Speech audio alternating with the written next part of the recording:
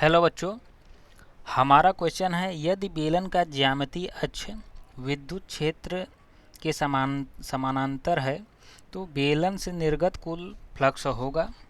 चलिए इसको हम हल करते हैं बच्चों। ये मान लेते हैं कोई बेलन है जिसकी त्रिज्या हम r और लंबाई l ले लेते हैं, और हमें क्या बोल रहे हैं कि इसके अक्ष जो है,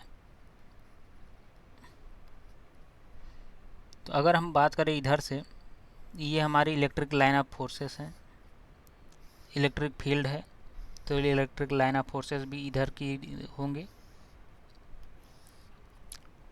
अब हमसे पूछ रहा है कि टोटल फ्लक्स कितना होगा।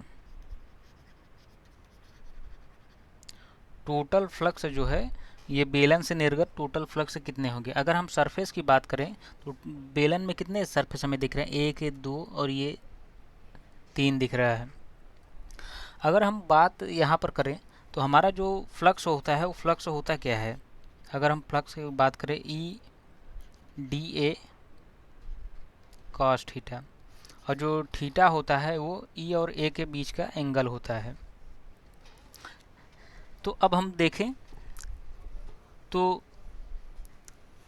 और एक चीज़ हम जानते हैं कि अगर जब कोई फ्लक्स किसी पृष्ठ के अंदर जा रहा है, अगर ये कोई पृष्ठ है, अगर ये फ्लक्स है फाई इन है, तो जो इसकी वैल्यू होगी वो हम नेगेटिव में लेते हैं। और अगर कोई पृष्ठ है और ये इसकी इलेक्ट्रिक लाइन ऑफ फोर्सेस जो है, इसकी जो है विद्युतीय रेखाएं बाहर जा रही हैं, तो हम जो है यहाँ पर इसको पॉजिटिव लेते हैं।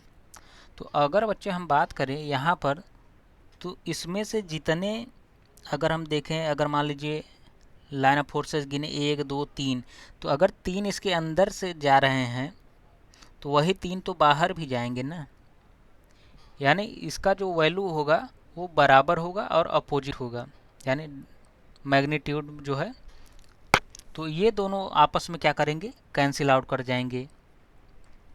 क्योंकि जो इनवर्ड होता है वो हम नेगेटिव लेते हैं फ्लक्स, और जो आउटवर्ड होता है उसको पॉजिटिव, जो बाहर की ओर जाता है। और ये इसके पृष्ठ के, तो अगर हम यहाँ बात करें पृष्ठ के इस पर, तो इसका जो अगर हम एंगल देखें तो इसके लाइन ऑफ फोर्सेस ऐसे बनेंगे, तो इसका जो एंगल है 90, तो कास 90 क्या होता है, कास 90 होता है 0 होता है, कास 90 डिग्री जो है का मान 0 होता है। यानी अगर इससे हम देखें तो बेलन से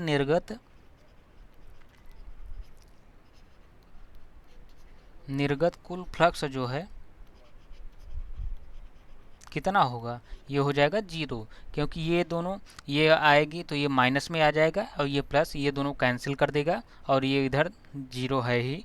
अगर हम बात करें ये कैसे, तो ये होगा, अगर मान इसे S1 ले लें, S2 S3, तो ये हमारा S1 S2 प्लस S3, तो इसकी वजह से 0, इन दोनों का जो है वैल्यू क्या है, एक का पॉजिटिव एक का नेगेटिव, यानी ये हमारा answer 0। Option D correct answer है। Thank you.